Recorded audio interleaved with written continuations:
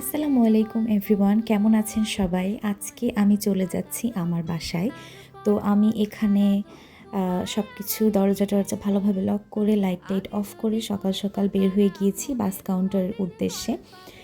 সেখান থেকে ভিডিওটা স্টার্ট করলাম। আমি আমার বাসা থেকে নেমে রিকশায় চড়ে চলে যাচ্ছি বাস কাউন্টারে। তখন অনেক সকাল ছিল, মোটামুটি 7:15 বা 7:17 মতো বাজে।